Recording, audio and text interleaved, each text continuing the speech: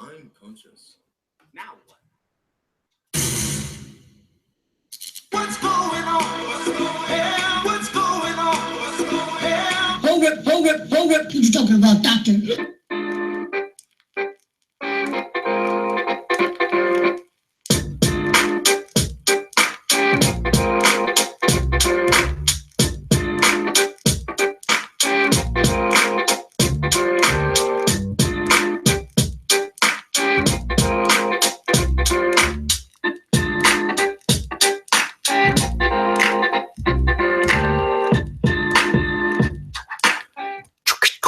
I love the end of that.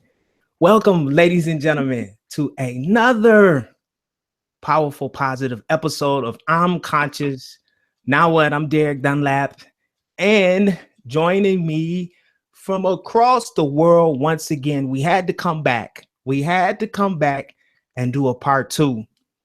I call it the vibration of love. Let's give a warm welcome for Andulairah. Thank you. How are you? Thank you. I'm so well, and I'm honored to be here again and hanging out with everyone. And yeah, it feels good. Feels really good. It's good to see you. So I know you know what's going on in the United States. You're in Australia, but I'm sure you heard yesterday was election day, and there was some crazy energy going on. Oh my gosh. Yeah. You know what? Even though it was American, it was all over news everywhere. On Australian news, it was live feeds. Internationally, it was just nuts. So obviously one of them had to win. So I will say absolutely I would, if I had to choose, I would have chosen Trump over Hillary. But lots of crazy energy, lots of people, wound up and wondering what's going on with the future now. Yeah, it's a lot of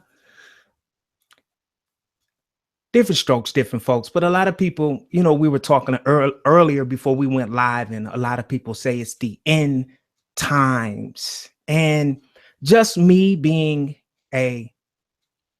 I look at myself as the energy. When I say me, when I identify myself now, I no longer tag myself as the physical body, being my identity. I know that I am eternal. I know that I'm immortal. I'm energy. I never die.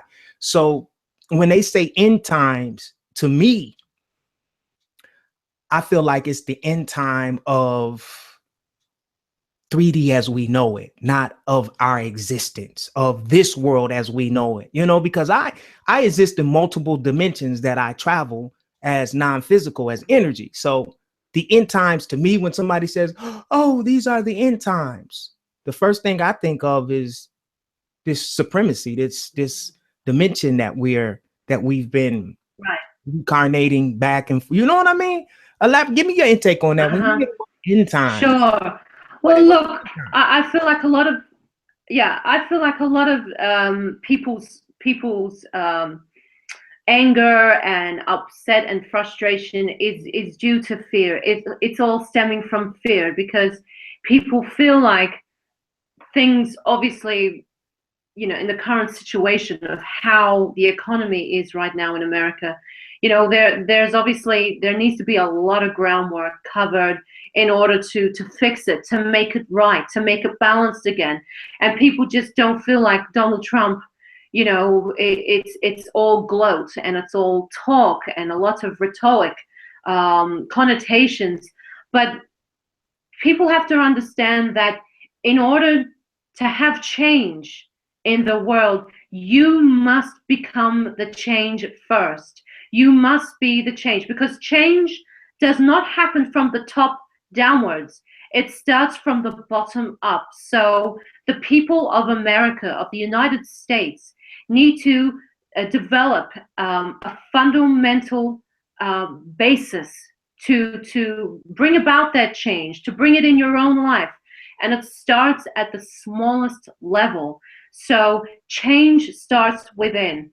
And like I said to a couple of people that emailed me with regards to this last night, It's important to, if you're coming from a place of fear and anger and resentment and spite for what's happened, you have to address your own perspective and why you feel triggered in such a manner. Why do you have such contempt or hate or anger? What is it that you need to address within yourself in order for you to realize that these people are puppets of a massive play, of a massive orchestra playing out? So it's important to recognize it's already in play and not to get too caught up in it.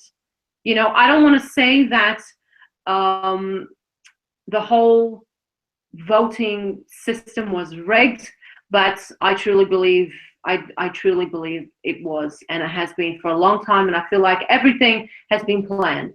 So don't get too caught up in the hype. Don't get caught up. I always tell people that, you know, it's a polarity game, you know. And actually, I did a video on it earlier today. I shot a video and gave my perspective of it. It's a game, you know, the game of life. It was a game. It was actually a checkerboard game called the game of life. And you got Democrat and Republican, but we know that it's 13 families that run everything. So I just feel like we can't, in the position that we are, the middle class, most of us are the middle class. You know, I know these numbers in my sleep. You know, these 13 families make up 48% of the income of the entire world. 13 families make up 48% of the income. The scales are so unbalanced when it comes to, when you talk about money. And, you know, just right now, it is what it is. Money to so many people is power. But what I'm finding out on my journey, and I had to learn this the hard way, you know, it's a big part of my life. I'm 46. I would say 40 years of my life, I chased money. You know, shame of my game. I chased money. And it wasn't until I found out that money is energy. And I learned how to attract money. And I learned how to will things my way from just focusing on what it is that I wanted to project into this third dimension, this 3D. Because me personally, my opinion on it, and I don't want to go too long on this because we're going to open these phones up. When something hits 3D, when I see 3D, when I see this physical change, everything around me has already been created from thought.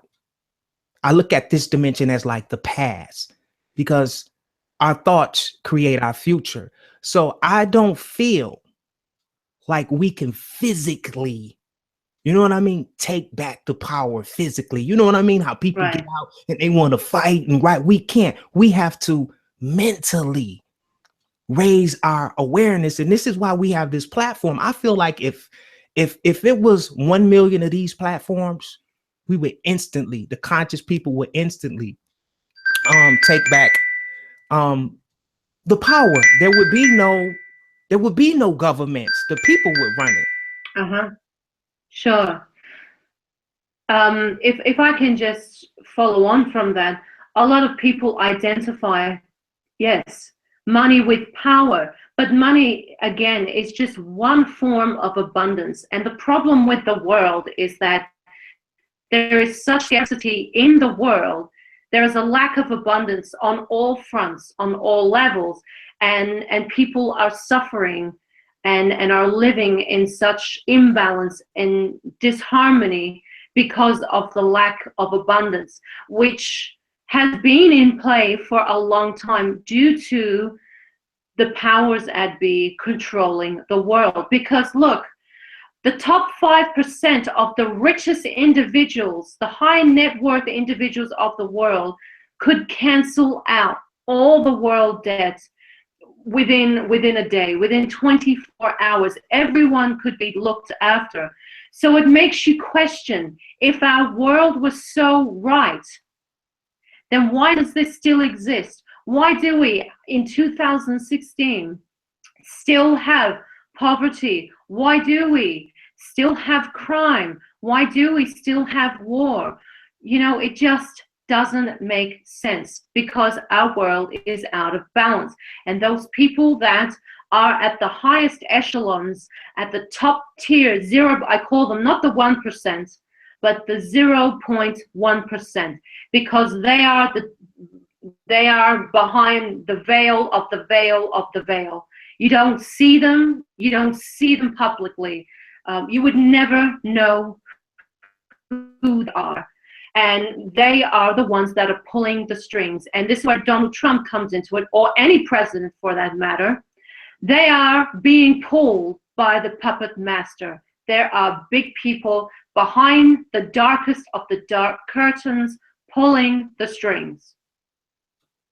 I agree. 100%. I agree. I couldn't have said it better myself. So at this time, and I just want to add something to this show because I know we're going to get an abundance of calls. Okay. And until we implement our new call-in platform, okay, right now I'm using Google Voice, but when you call in, okay, I can see every call that comes in. And the way that I do it, as the calls come in, I go from the first call and I work my way up. Okay. So when you're calling in, only let the phone ring a couple of times, because 9 times out of 10, somebody will be on the call. You know what I mean? You can call and let the phone ring one time, and I will call you back in the order in which the calls come in. So I'm going to just walk right up this line. Okay. Don't let the phone keep ringing and ringing and ringing and ringing. Okay. Because right now we're just using Google Voice until we get this platform that I got my eye on. It's going to be very nice. There'll be music. You can hear the calls in the background. I'm working on that. Okay. But we want you, ladies and gentlemen, to be able to call in. So the number is 734-230-2744. It's open mic night with the vibration of God, the vibration of love. I'm sorry. So we're going to get these calls coming in right now.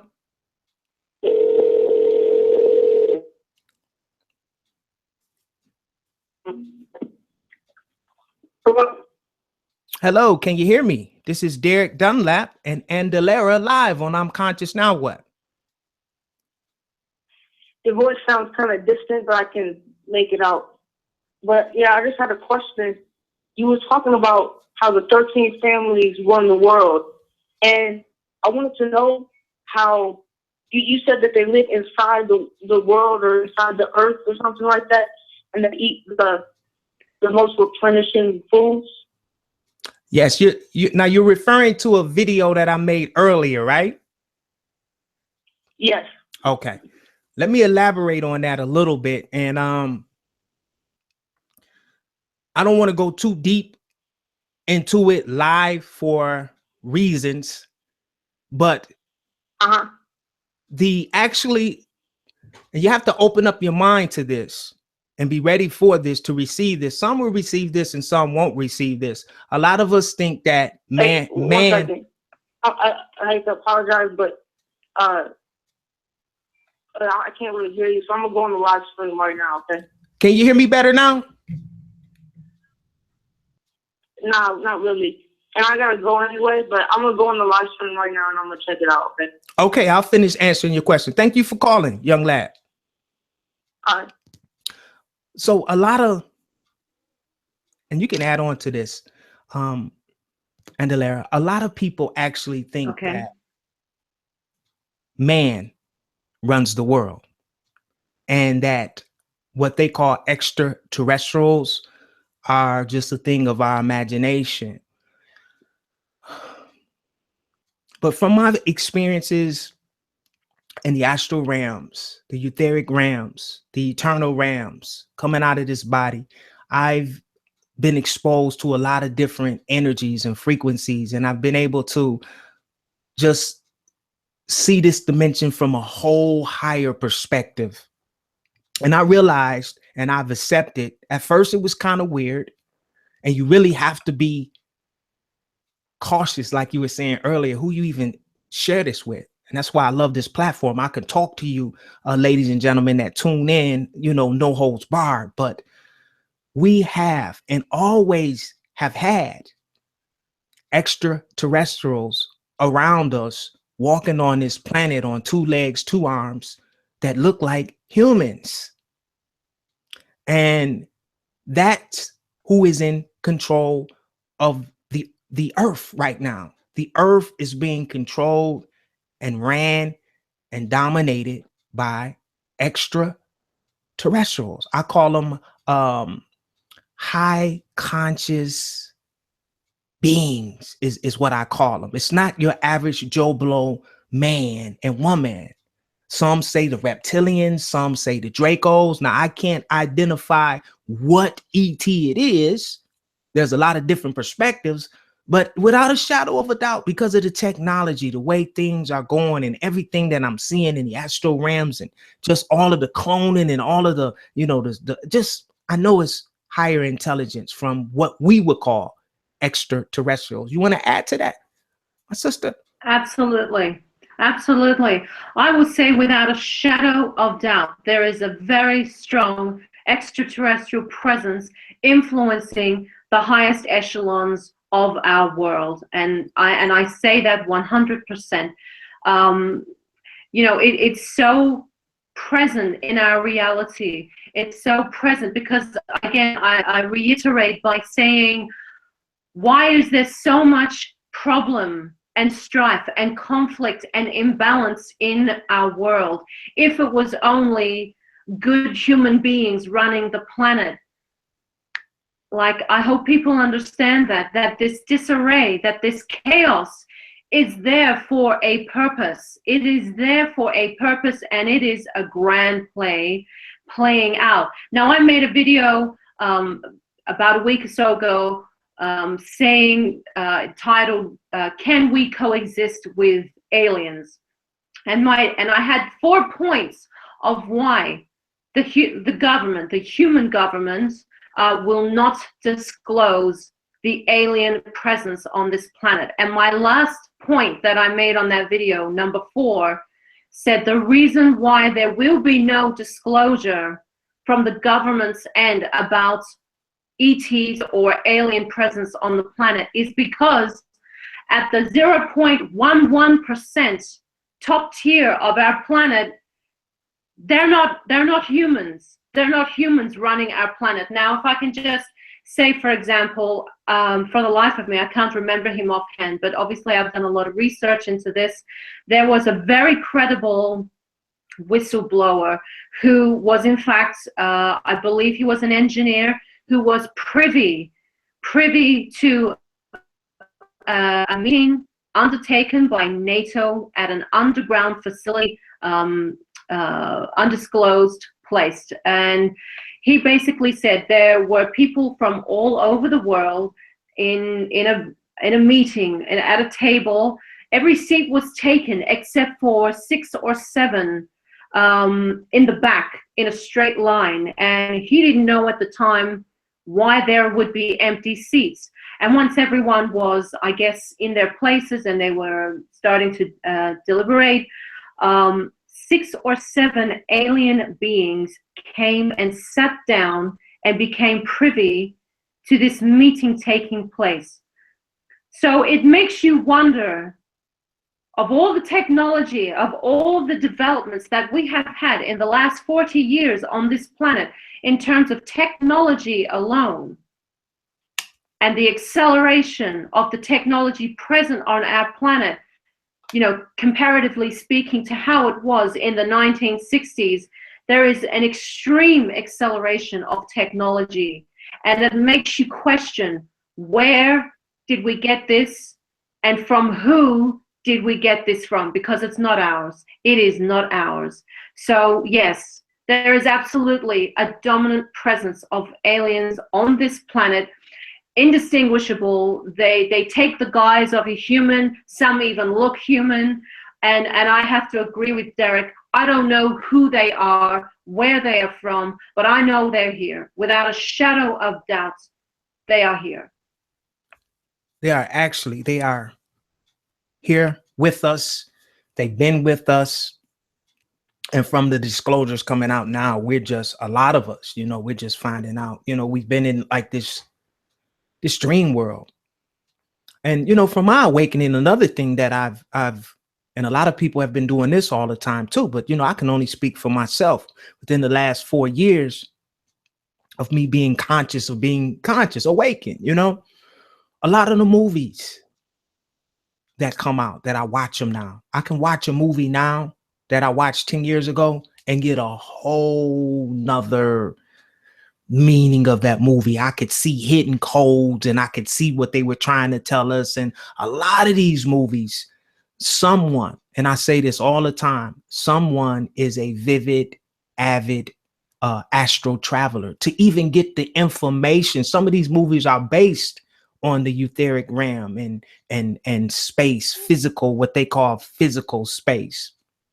And so it's just, we'll go to a movie and say, wow, that freaking Star Wars movie was fantastic. Where did they get these concepts from? Where did they get these spaceships? Actually, if I can interrupt you just for a moment, Derek, apologies for the interruption, but actually I read that George Lucas with Star Wars had actually dreamed of the initial concept. So I believe that information was seeded into his astral self, and then he woke up saying, wow, what an amazing dream, I've got to get this on paper, when in actual fact it was seeded for him. Sorry, go ahead. No, that's cool. When I watch some of these movies now, right, he had to be an astral traveler to even get this information, so a lot of what we're going through now with these frequencies coming in and just the change of the energy and people are waking up. It's just, for me, I just feel so full and just so alive, no matter what, because here's the thing, ladies and gentlemen, I tell you guys all the time, on my journey, I used to search for objects to sustain me. Oh, if I could only make $1 million, I would be the happiest guy in the world. And I achieved that. It took me years to achieve that. But, then I had the tax problem off the $1 million, or if I can only, have this or the big house or, and it's just temporal.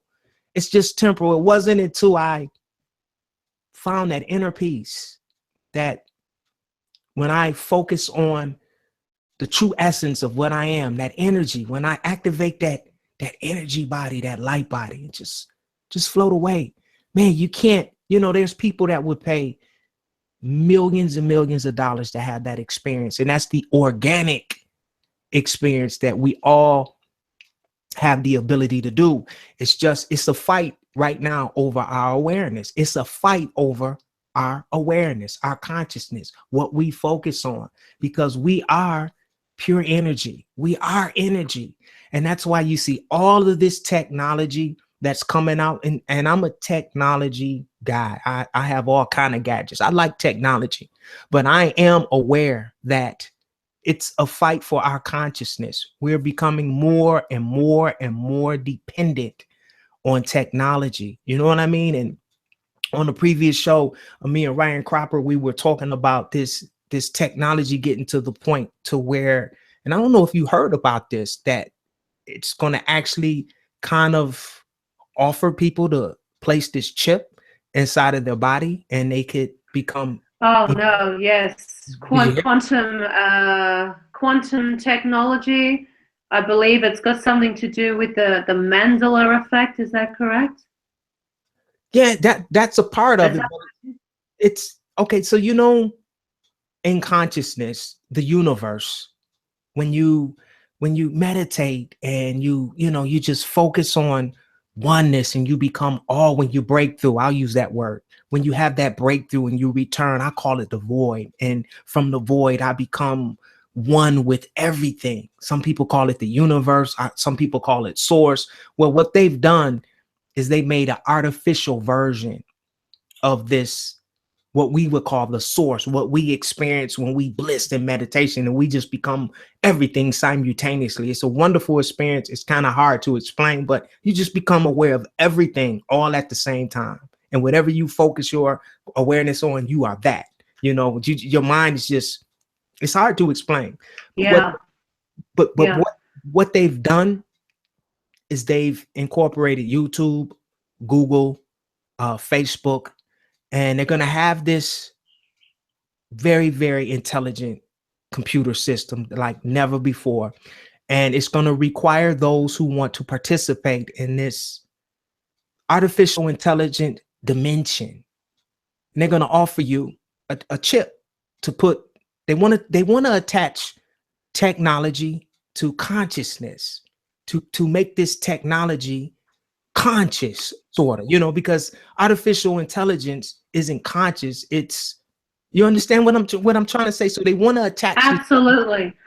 to consciousness to make this immortality in a artificial dimension that you'll be trapped. I'm concerned about that. I mean, that concerns me. It absolutely concerns me, because one thing about human beings on planet Earth is that we are far from superior intelligence. No matter how much we believe we are a superior intelligent race, there are beings that are in the universe that absolutely are, I know that the race from Procyon, a star system not far from here, their technology capabilities are 500,000 years in advance to what we have on our planet currently. And I feel like at the moment, for humans to be playing with something as powerful, something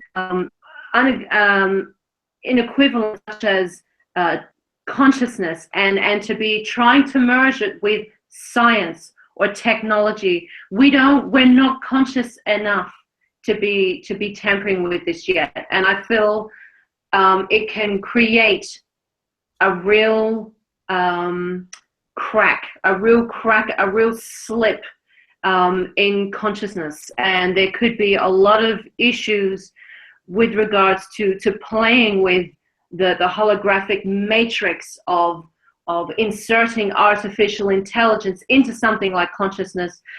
Problems could arise, and people may get stuck.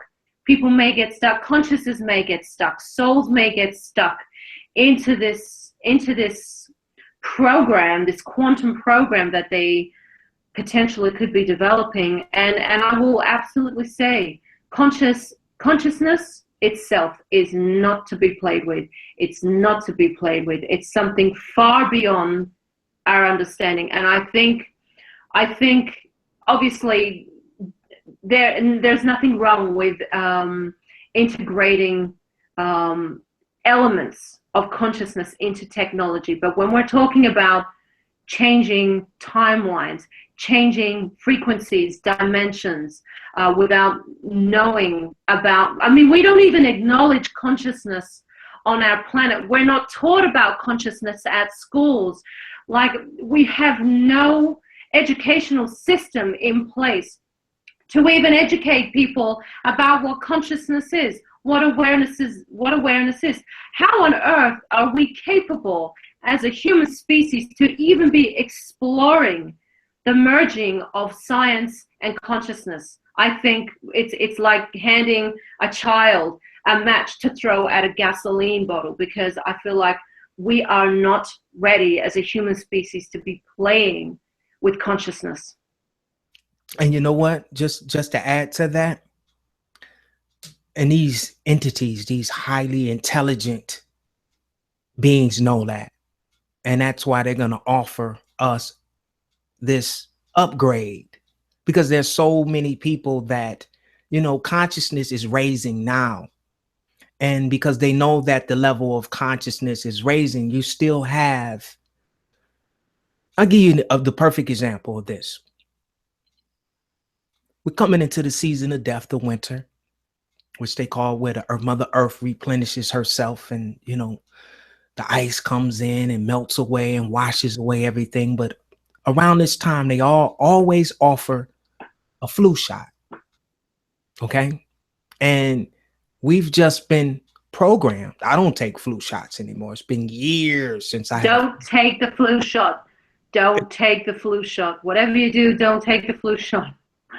It's been years, but we take flu shot. Me also. I will not go near him. Yeah, because I actually But did. now they're talking about,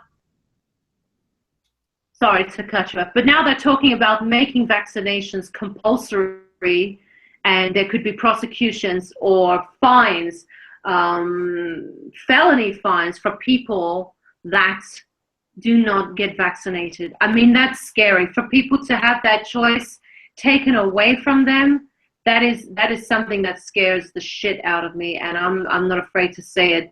And give me the fines, because I refuse to be putting vaccinations into my body, a foreign entity, a foreign particle that affects you. I'm not talking about physical effects. We're talking about DNA, molecular effects, things called nanobots that affect the programming of your chromosomes and your DNA. This is serious stuff, and it will absolutely mutate and disrupt your natural DNA patterns and sequences. So do not take the vaccines. Never. And it's funny you say that they're gonna start, bullying with felonies. They already do it in the workplace. There's so many people that work 9-to-5 jobs. Yeah. I've just always been, it was just hard. The last job I had was, oh Lord, like 12 years ago. And even then I was kind of like an independent contractor. I just never liked the boss thing. But what they're doing is, in order to hold some of these positions, they force you to take a flu vaccination. They force the children. Absolutely. When you put your children in school. Yeah. See, this is all Yeah. programmed in, and we do this. Absolutely. We're just programmed to do this. Oh, my child can't go to, but we don't know. Yeah. And you know what I did one time? I went to the doctor. I'm not real big on doctors. I respect them. I'm not into the right and wrong thing. My body will heal itself. My body tells me when something is out of whack, when I eat something wrong, when I don't feel healthy. Mm-hmm. I drink a lot of water. I get in the sun. And a lot of times I just have to rest. Okay. Health is diet. All right. But I went to the doctor with the person. I won't say a name because they wanted me to go. They like my energy. They respect me. And this doctor was just recommending all of this shit, excuse me. And so I asked him, he said, I recommend that you take this flu virus. I recommend you get a flu. I said, well, why would you recommend the flu shot, doctor? He said, well, you don't want to get sick. This is the time that the flu season is coming around. And this is, I said, okay, well, I respect that. What actually is in the shot? I put my hand up. I swear to the universe. He fucking Googled it. And oh wow. He didn't even know what the fuck was in the shot. And I'm that is scary. I'm going this person like these people don't know what the fuck they doing. They're just programmed. Yeah, people, they are just programmed.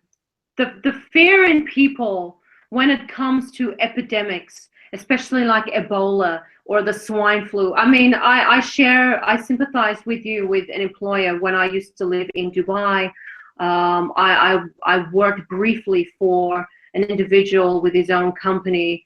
And this is when the swine flu came about. He went absolutely into pandemonium. He bought the best face mask you could absolutely buy in the world. And he said that every single person working for me will have a swine flu. The moment I heard that, I quit that job immediately. I quit that job. But the fear that surrounds this, and especially when you're reading and listening to the news, talking about how people are dropping like flies, people are dying, the fear that becomes in people, propels them to go and get the vaccination. But people have lost faith in their own bodies to heal them. Our human body is miraculous. We are miraculous creations, truly. And I know that doctors absolutely have their place in the world. They do. In times of emergency, you need a doctor. If you get bitten by a snake, especially in my country, you need a doctor. You need immediate medical help. If you are in a car accident, you need help. So I respect doctors because they do have their place. But when it comes to these fear campaigns about getting vaccinated, and you know what? I want to be completely upfront here. Even though, let's just say your doctor, he knew what was in the vaccination without looking it up on Google, I could almost say, again, without no doubt, that they are not told about they're not told about everything put in the vaccination. I believe in nanobots and particles, artificial particles that do damage the DNA strands and the sequences are put into the vaccinations, and nobody is told about it except for the people that develop them and create them. Okay, let's go over to the phone line real fast. I agree. The doctors only know what they tell them. It's all textbook. You know how it goes. Absolutely.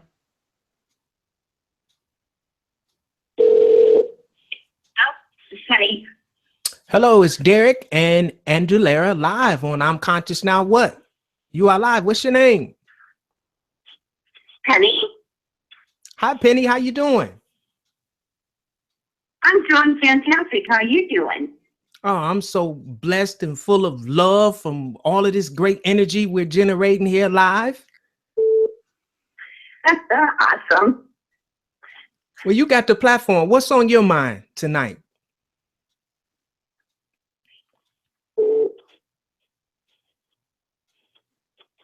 What's on your mind, Penny? You got the platform. Oh, I was just calling to say, after the election, it just seems like America is divided within such a short time. I cannot believe what has happened with some of my friends that have been friends for like over 50 years. Like, they're turning against each other, and people are afraid of all kinds of things. There's so much fear going on right now. And I just keep doing peace and love and harmony out there for us and for the whole world. But it's scary. And I don't want to live in fear. I choose not to live in fear. Amen to that. That was one of the biggest, I would say, obstacles on my journey to alleviate fear. I used to write on this board, and it's still upstairs. Everything that I want out of this incarnation is on the other side of fear. And I just held that close to my heart, because once you reprogram yourself, and when I say reprogram yourself, everything that we were taught in this dimension was repetitious. Remember when we learned the A, B, C, 1, 2, 3, 4, everything? We had to do it over and over and over and over. I mean, what, 8 years, 9, 12 years in school learning this stuff. So we were taught that we were humans. We were taught that we were sheeple. We were taught that we weren't worthy of anything. We were taught that we had to go to school, get a good education so we can work until we 65, and then they give us a cheap gold watch and we die 6 years later. That's what we were taught for hundreds of years. And so I always tell people, because this is what I only tell people to do what I did. Not that I'm anybody special, but if it's one thing that I can say, I know what the fuck is going on, and I know that I'm immortal. I know that I never die. What do I mean by that? I'm not talking about this meat pack, this physical body. Yes, we know that this is going back to Mother Earth, but the core essence of who I am, right? I'll never die. My consciousness, I am awareness. I am pure energy. Life goes on. And part of this journey before this, because I'm still on this reincarnation thing, this reincarnation trap. I think a lot of us, and the urgency that's in me right now is, I think a lot of you, the first time, those of you who have never had an out-of-body experience, or even a lucid dream, even from a lucid dream, you should have that aha moment like, oh shit, what's going on? How am I conscious? How can I fly around? How could this happen? When you wake up in the morning, right? When you having a dream that's so vivid, I don't even call them dreams anymore. I say when you're on a parallel timeline or another timeline, and it's so vivid, and you wake up like, and you realize you're here. And the only reason you realize that dream was so real, and that's what we say, it was so real. What I got news for you, all of you ladies and gentlemen, listen, it is real. It is real. It's your consciousness transferring from the physical, because that body is asleep, to the non-physical realms. That's the eternal realms. And as soon as this happens, your fear will begin to dissolve away, because a lot of people just fear death. And we were taught everything wrong about death.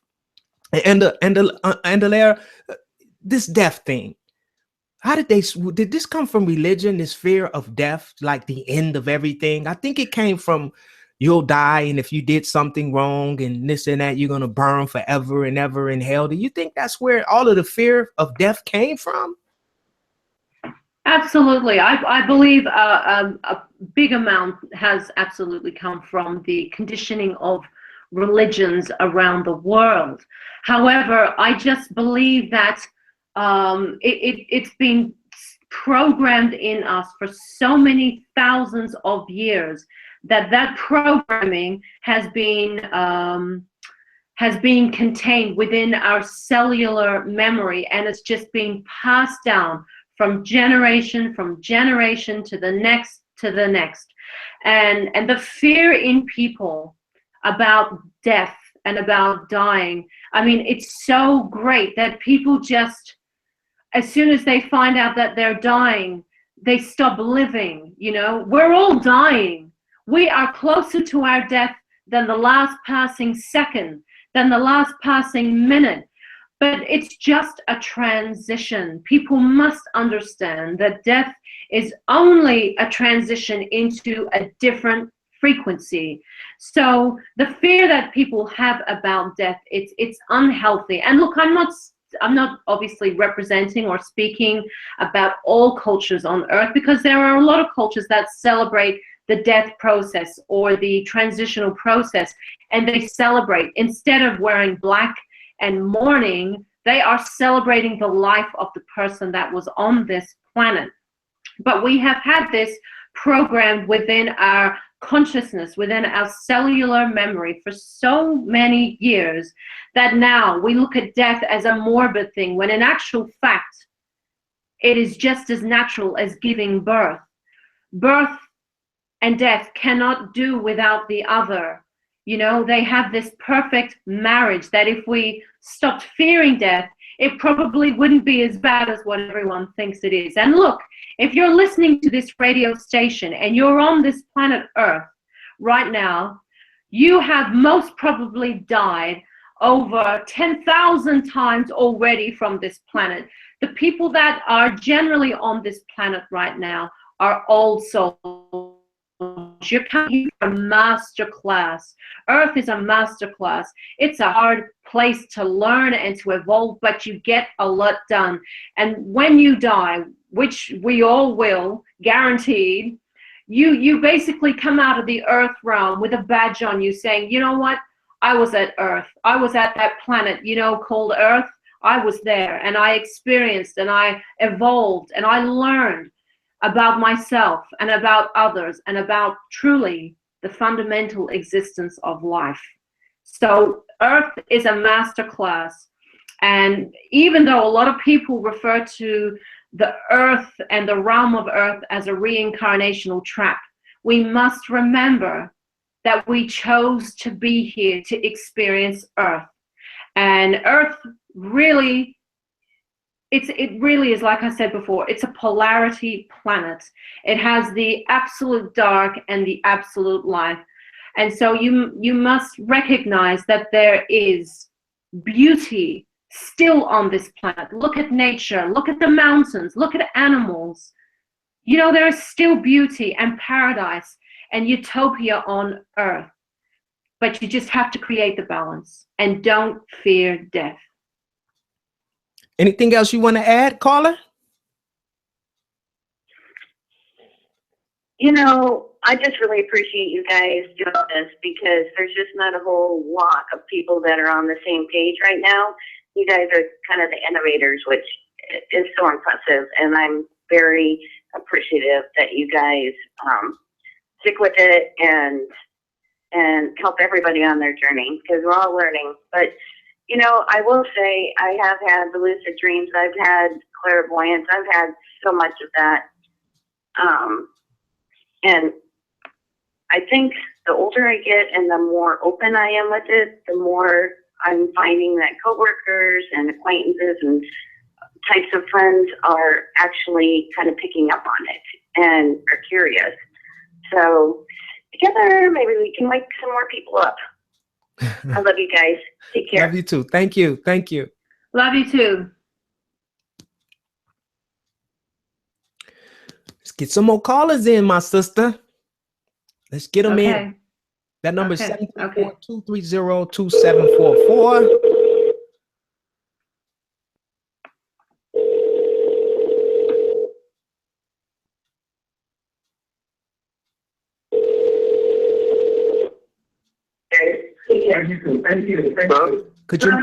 Could you mute your live stream? You're live with Derek and Andulairah on I'm Conscious Now What? Oh, am I? Yeah, mute your live stream. It is a Sam. You're live. What's your name and where you calling from? It is Sam from Marshall. I called in last week. Okay, great to have you back. What's going on? Yeah, so last week when I called, I was a bit distraught and confused. I was talking about reptilian hybrids and reptilian entities. And a memory came to me when I was younger.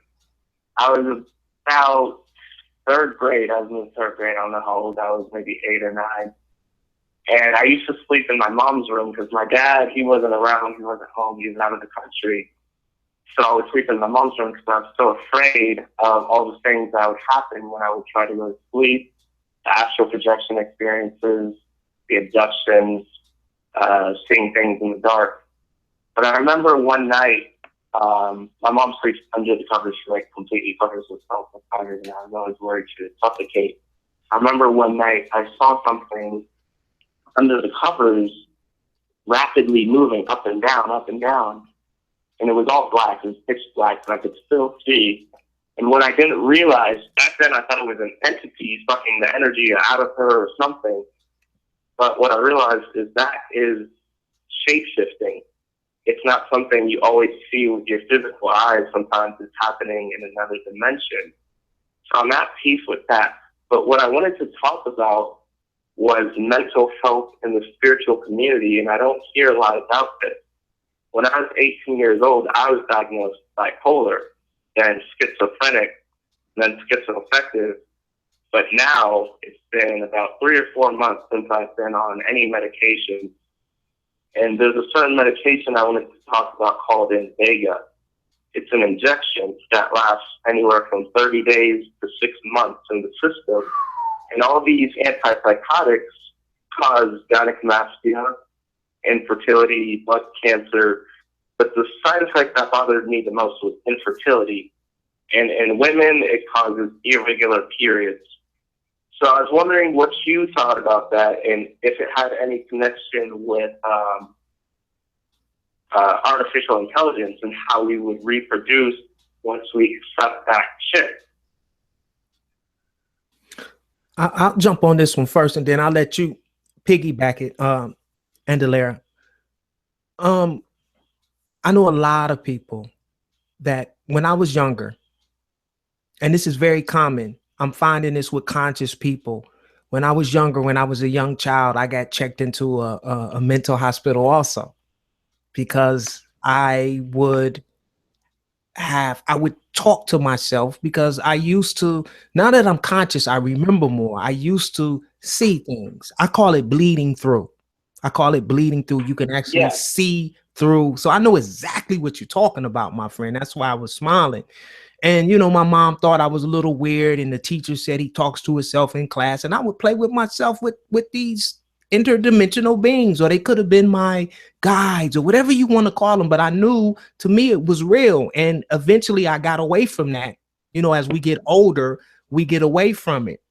So, you know, you being checked into the mental institution, it's because and it's such a beautiful thing when you alleviate the fear.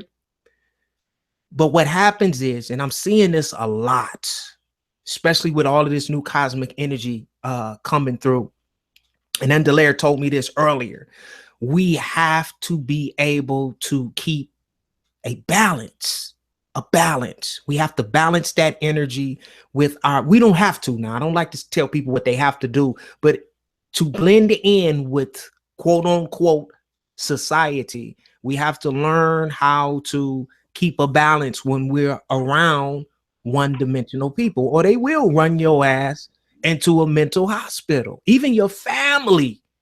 We don't even have to worry about people in the world. Your family, the people who love you, would think that you are out of your mind. Now, as far as the medications, I think it's population control. You know, what you're talking about, it makes the men, it's population control. Absolutely population control. This is just my opinion going off what you said. We'll check them in, these multi-dimensional people, you know, because it's something in our DNA. We get it. We bleed through. We can astral project. You were talking about shape shifting. I remember earlier you were talking about the reptilians. It's something in your DNA that they don't want to keep reproducing. And Andulairah, you want to add to that? Absolutely, because I find schizophrenia and any type of psychosomatic condition highly fascinating, because I like to know what is going on all aspects, on all levels. So what I've come to conclude is that people that have psychosomatic conditions, or conditions such as schizophrenia or bipolar condition, is that they actually have a higher amount of the neurochemical called dimethyltryptamine throughout their bloodstream. Now, dimethyltryptamine, or DMT, is actually referred to as the spirit molecule. And what actually happens on a physical and a higher level is that when you tap into your higher self, or when the higher self is communicating with you with dialogue, because you have to remember, information is bombarding your electromagnetic bodies all the time, continuously.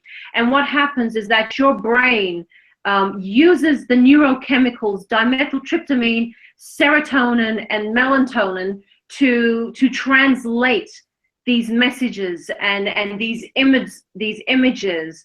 So I have found that people with psychosomatic conditions have a higher content of dimethyltryptamine, and when you actually have high amounts of dimethyltryptamine in your bloodstream, you are more susceptible to having extrasensory perception and actually seeing more than the peripheral vision that normal or average people would have, that have a normal amount of DMT in the blood. So that's what happens when people go down to the Amazon jungle to have this ayahuasca experience. And if, for those of you that are listening, you don't know what ayahuasca is a tea that is blended by these Amazonian shamans with these plant materials, have high amounts of dimethyltryptamine, and people go there to have this dimethyltryptamine trip.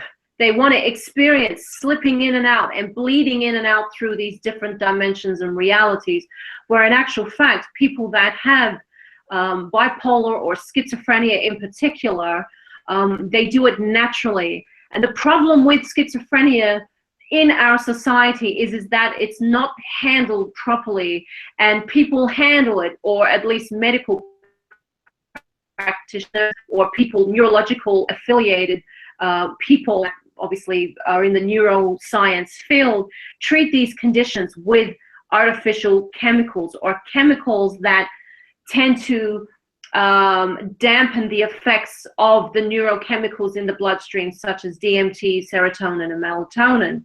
So it creates a dampening effect. It shuts down certain neurons from firing within the synapses of your brain. So it is an actual, it creates like a zombie-like effect. And that's with any kind of psychosomatic condition, depression, anxiety, other kind of mental conditions that require medication. It's the dampening of these abilities that you are having. So I hope that makes more sense to you, Sam. Yeah, it makes a lot more sense. And I'm not sure that all the doctors know what they're doing, because sometimes I look into the eyes of the psychiatrist and I'm just conversating with them, and it looks like they honestly believe they're helping. They might not always be a reptilian entity or whatever, because sometimes I've seen Absolutely. people, like I've seen rhombus-shaped pupils in some people. I honestly thought they were wearing contacts. But some of them honestly believe they're doing the right thing. But what helps me stay centered, because some of my quote-unquote friends are aware of my telepathic abilities and will just do things to fuck with me. What helps me stay centered is realizing that not all of my thoughts are coming from my own mind. A lot of my thoughts when I go out in public are coming from other people. So I think that would help people with anxiety and Absolutely. if you want to call it illusions. Sam, thank you so much, my friend, for sharing that information with us. And you're a regular. Keep calling back, my man. Okay, keep sharing, because a lot of people need to hear that. A lot of people have been labeled schizophrenia. A lot of people are going through this same exact thing that you're going through. I went through it as a young child.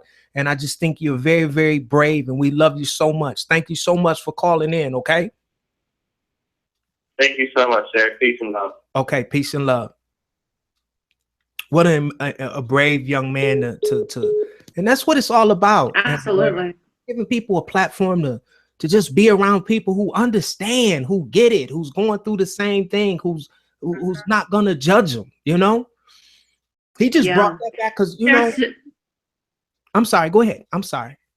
There are so many things that are misdiagnosed and are not diagnosed correctly, that this is why, and we know this even from our earlier times. As soon as people started showing symptoms or signs of some kind of psychosomatic disturbance or imbalance in the brain, they were thrown into an asylum. You know, it's just like things haven't changed. I mean, they've only now developed a chemical means of balancing to try and help these individuals, but nothing really much has changed at all. So it's scary. It's definitely scary. Yeah, I feel for him. Let's go back to the phone line. The number is 734-230-2744. Let's see if we could get somebody else on here.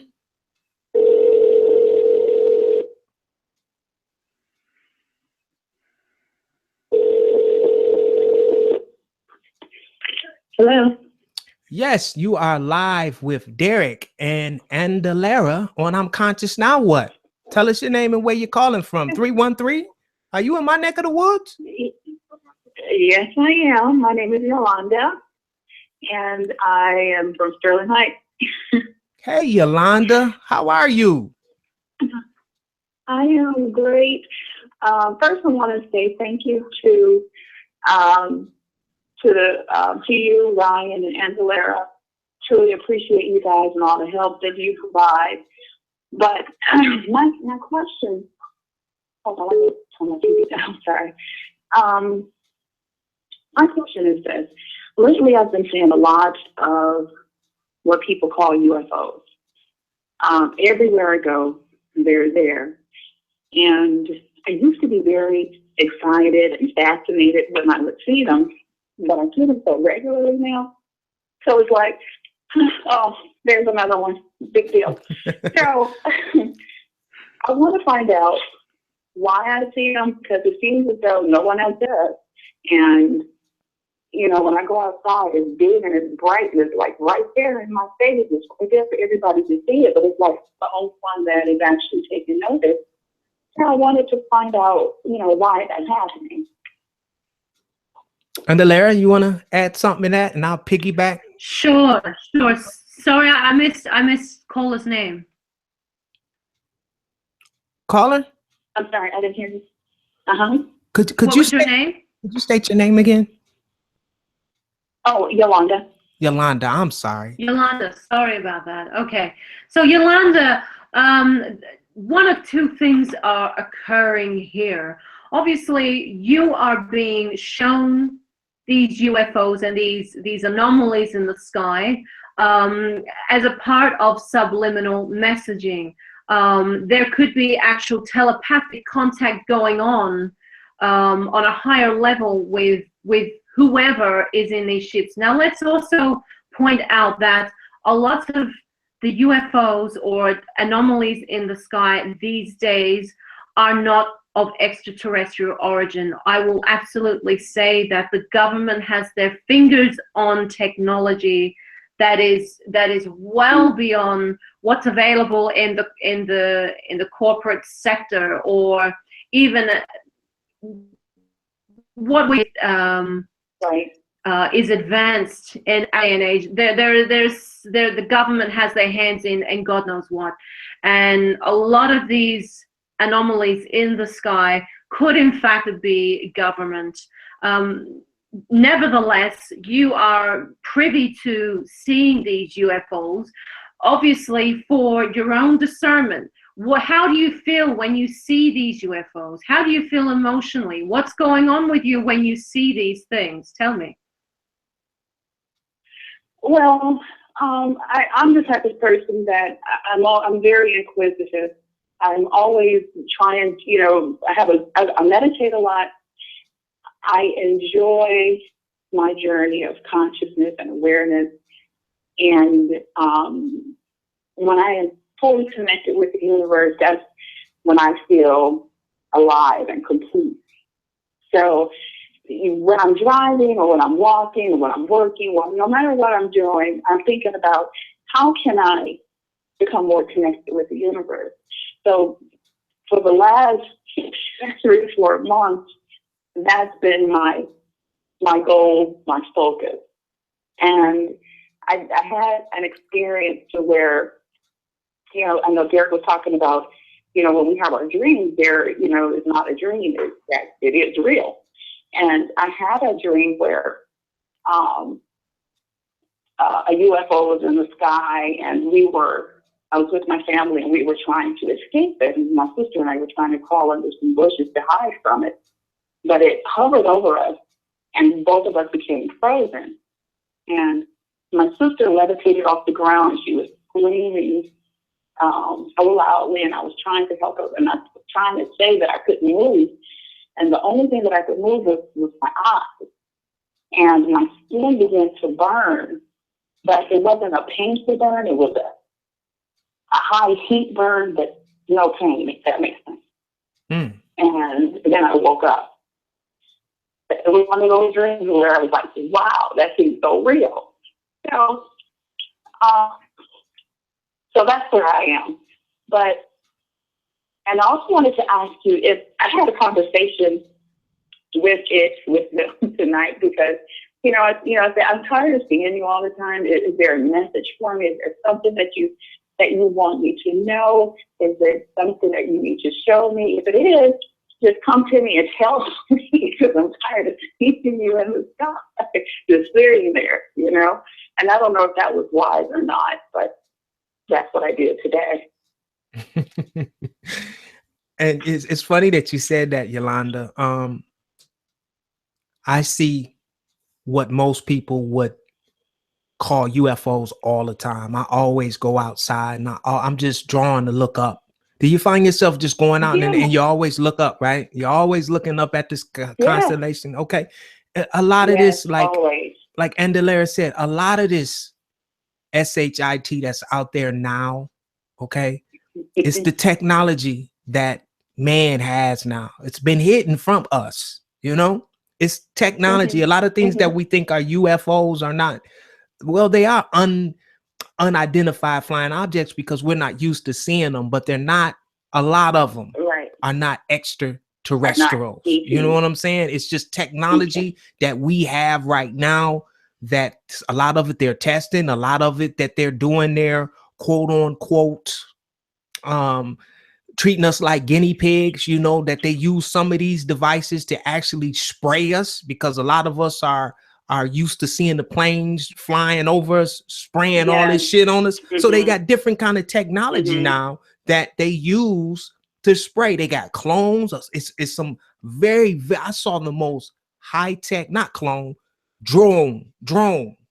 I saw the most high tech drone I ever seen in my life. And I knew a lot of people would have said it was a UFO, but it didn't have like that, that, you know how the drones have that. This one was like, it just flew past, and then it flew past and it circled and came back through, and it was actually shaped like aerodynamic. So this is where we're at in technology, and it's just gonna it's gonna get better and better and better. The best way to know, and you'll develop this, because this is actually what I'm developing now, and it's your clairvoyance. Just center and feel for the energy. Everything is energy. Just feel for the energy. And I practice this for hours and hours and hours a day. I'll go and touch a tree. Very simple techniques, but you just got to put in the time. It's not physical work, but it's mental work. I'll go over to the tree and I'll touch that tree until I can get the vibration and the energy of that tree. And once I connect to that tree, I just shift my consciousness inside of that tree.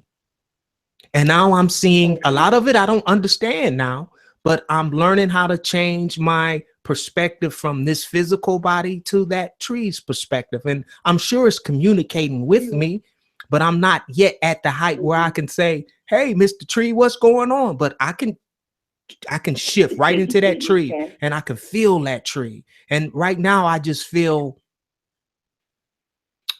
like you were saying, alive, and I'm just looking from a different perspective. That's what it is. You're just looking at things from a different perspective, from that tree's perspective, but that tree is conscious.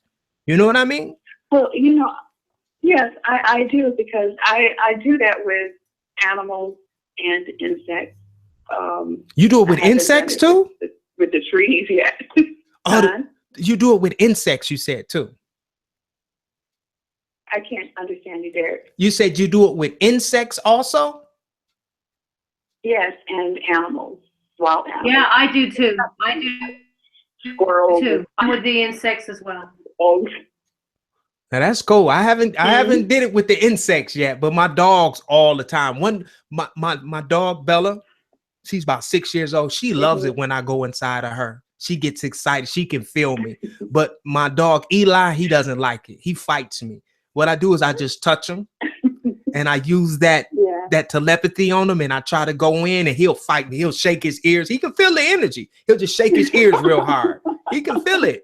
Animals, they know. But Bella, she'll just lean up against me and touch me. Let me feel your energy. She just loves my energy. But Yolanda, we thank you so much for calling. We love you. Don't be a stranger, okay? I love you guys. You in my neck of the woods. Absolutely. Love you too, Yolanda. Thank you. Love and peace, okay? Love and peace. Good night. Good night. Good night. Is it beautiful? It's beautiful. Beautiful, isn't it? Just to have a platform where they can call in and share stories. And I really appreciate you being here. I really do. I really appreciate you taking out your time. I know how important your time is. And before we get this next caller on, I want to give you a plug because I'm real interested in this. And I know a lot of people on our platform and a lot of people on your platform. This book, remember on the part one, I started to talk about this book. You got a book now. Yes.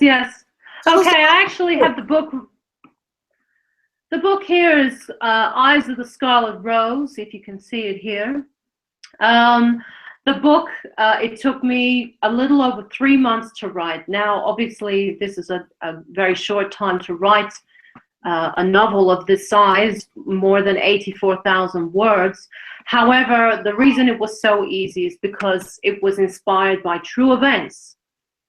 So it was very easy for me to write, and it was another life. It was another facet of my diamond. So another element of my life that helped me grow as a person. And this is just the start of the story. So if obviously for the listeners that have read the book,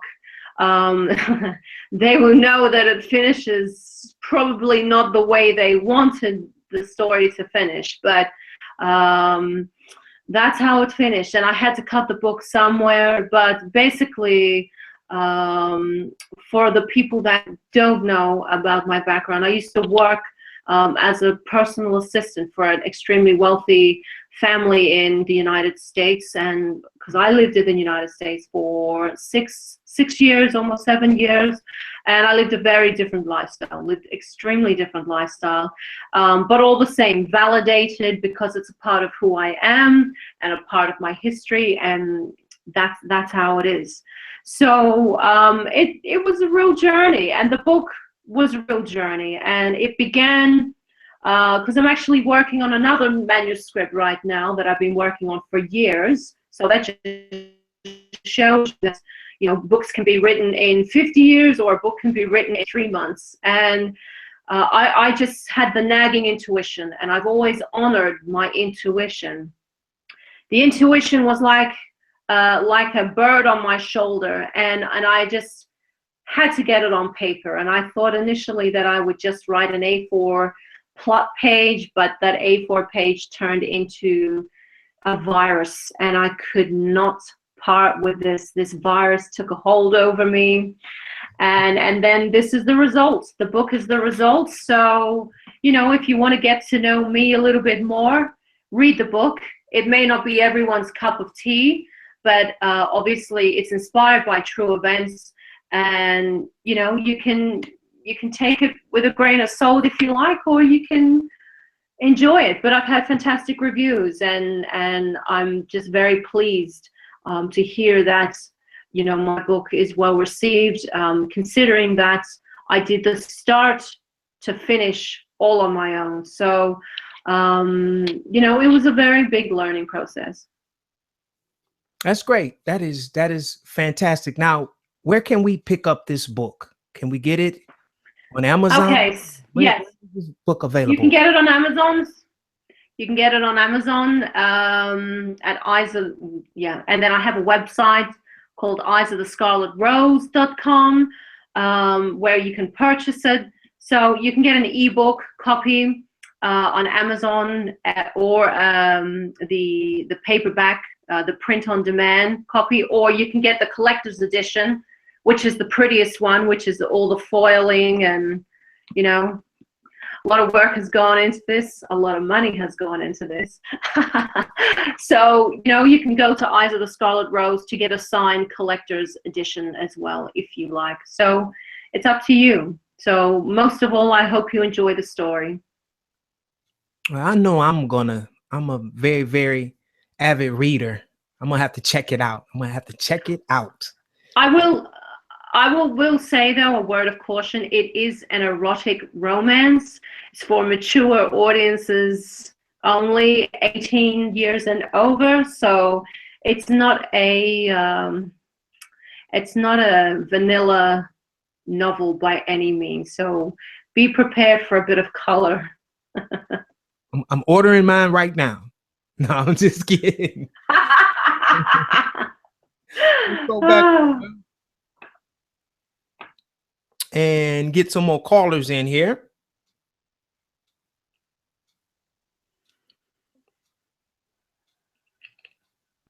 Hello, are you there? Hello, yes, I am. Hi. How are you? You're live with Derek and Andulairah. What's going on? What's your name? Hi, it's Jenny again. and I am feeling great mostly. And my about the young man calling, his story about just his mental states, and it it resonated with me on a level where I have a past of depression, and now that I am looking back on it, every time when I had depression, it was in a very negative environment, and at least negative energy was grounded there. And it was especially bad when I was living in Munich in a neighborhood where even one time on the midnight, police came to my door knocking, could we use your balcony so we could look up to your neighbors who had a big fight. And I had hardships in the system I was learning.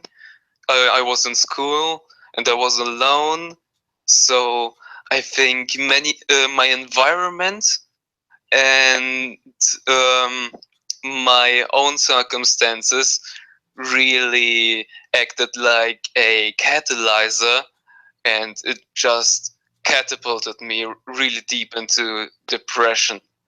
And what was my point? Yeah, I wanted to ask how I can protect my energy. Ways to better protect my energy so I don't get drained by the people around me, because I often go back to being alone, but sometimes it gets to a extreme where I am feeling really lonely. I want to resonate with someone, and it just gets me again back down. So this platform also helps. Just sharing this positive energy, it's wonderful. Well, we love to have you. One way to protect that energy is just to be conscious of your surroundings, you know, the people that you surround yourself with, and just be mindful of your surroundings. And you seem like you're very, very sensitive to energy, like I am, you know. And if there's certain energies that you're transparent to, and certain energies that stick to you, I call them energy vampires. Just get the hell away from them, my friend. You know, you don't have to be rude. You can just be, hi, how you know what? I got a dentist appointment, or you just get out of there. Don't just stay there and feel like you're obligated to be around people that don't give you good vibes and good energy. Surround yourself more, like you enjoy this program. You always call in. You probably feel centered. You're probably smiling now. And you know, surround yourself with people that give energy. You know what I mean? And not just take. You know, my wife, I'll give you a great example of this.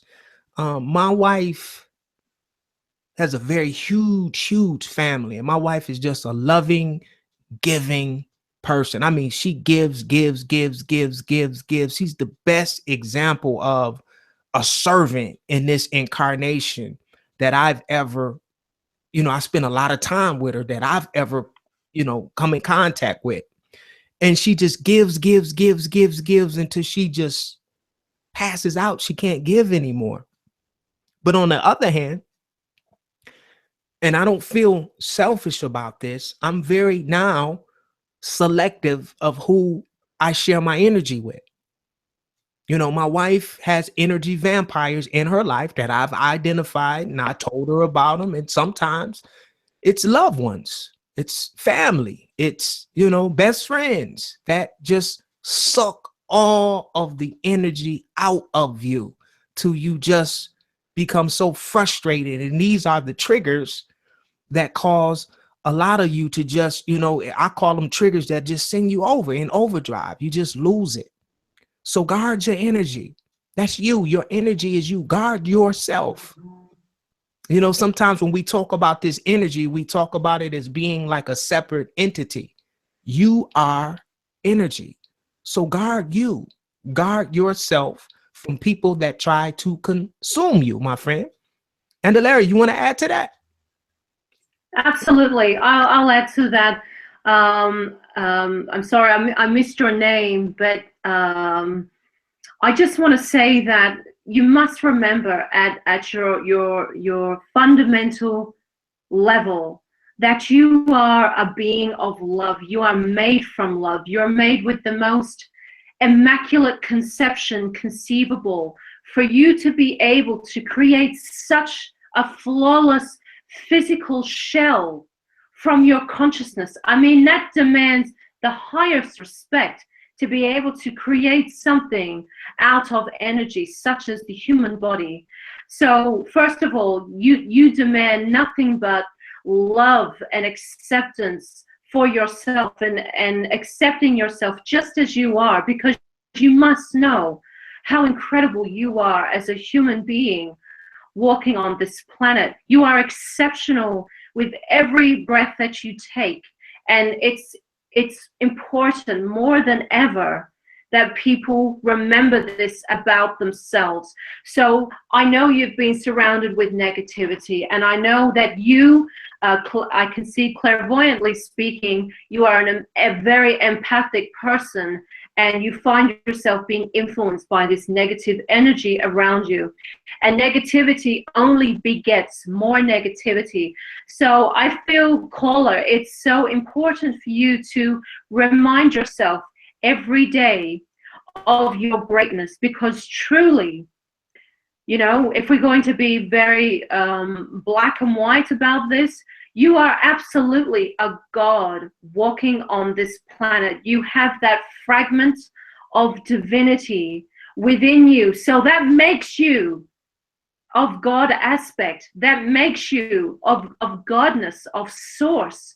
So you must remember your greatness. You must remember how incredible you are as a human being, walking, breathing, and being a part of this planet Earth experience. So I think in order to help you, even if you cannot get out of your negative environment, it is important to recognize that it is a game playing out for your own learning, and to every day reinforce your power and your positivity and your greatness with affirmations, positive affirmations.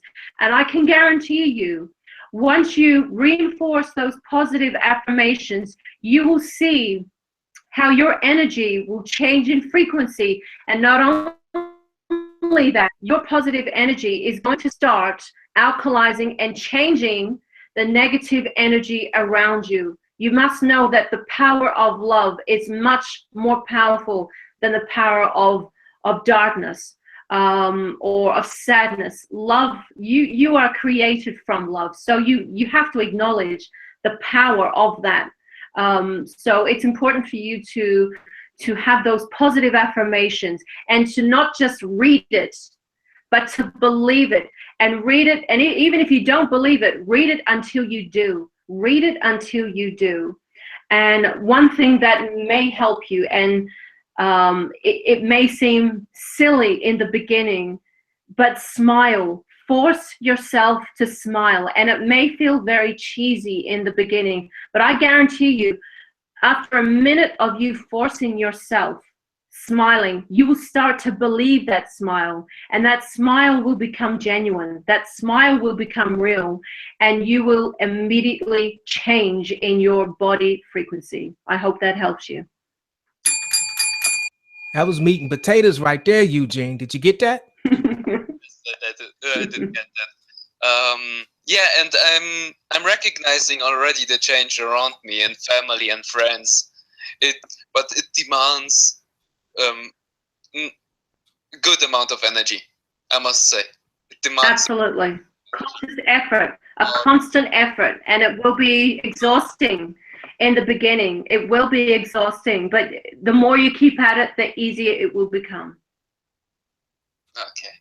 Okay, Eugene. Thank you so much for your call. Okay, we love you. I love you too. All right, man. Bye. Wow. Let me run over to the chat real fast. You want to run over to the chat with me, Andulairah? Okay, let's have a look. Okay. And I want you amazing people that's watching us right now to show Andulairah all of the love. Let's give her some hearts for joining us tonight. Let's fill the chat up with hearts just to show your appreciation of her jumping on the platform right now.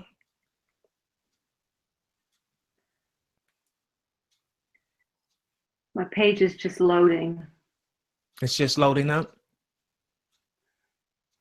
Yeah, I can't see anything right now, but I'm getting there. Actually, what happened was I've used all my gigs for this month, my data allowance. So it's taking a little time, but are you seeing things? Are you seeing? Jake, thank you for the hearts. Tomboy, thank you for the hearts. Green shits, thanks for the hearts. Look, Tomboy's here. look at all of the hearts. Thank you so much. Oh, I can't see them. It's just flooded with all different colors of hearts. Wow. Well, Andulairah, what I like to do at the end, the phones are now, we're going to cut the phones off for now. We're at 26 minutes past okay. 26, and I promised you we'd just go an hour and a half. The hearts are still coming in. They love you. Thank you so much. We got the greatest chat in the world. Guys, I love you so much. I love you. I can't see your hearts, but I'm feeling it. I'm feeling my heart being hit and hits and hits. And honestly, I love you so much. I love you. I love you. I don't know how else to say it. Oh, okay. I've just come up now. My page has just come up. The chat's just loading. I've just muted my TV screen, I guess you could say it. So the chat's just loading. But you guys, I love you so much. You know, and I bet you can feel it through the screens. You know, love will supersede everything.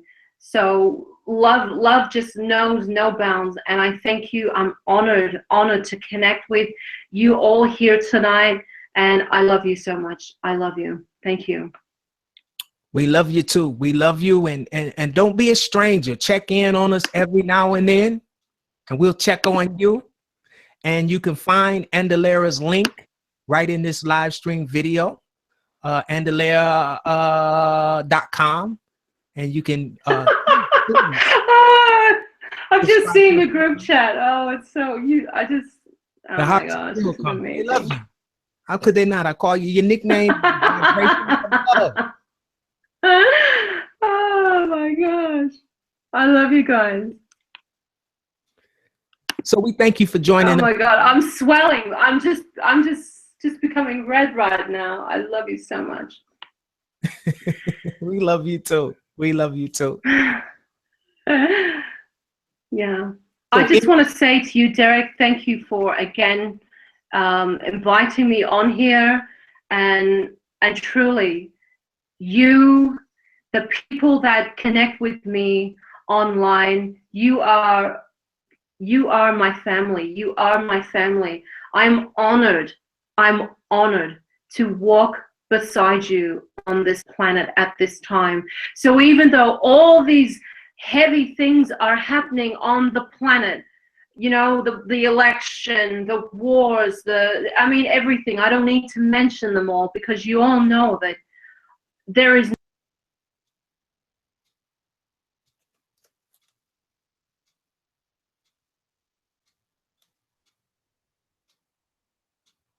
froze up just a little bit. Her screen froze. I think everybody who took the time out. I know these are weird times. It's 10:29 Eastern Standard Time. I just thank you for joining us. This was a very special time from a very, very, very special lady. And you'll be joining us Sunday, back to our regular time, 1 p.m. Eastern Standard Time. We're going to have more conscious information for you guys. I got something up my sleeve, but I don't want to reveal it now. But join us Sunday, 1 p.m. Eastern Standard Time. We're going to go right back to our regular time. I love you guys so much. And don't change. Stay just the way you are. Same time, same place. I'm conscious. Now what? I'm conscious. Now what? What's going on? Yeah, what's going on? Yeah. Hold it. What you talking about, doctor?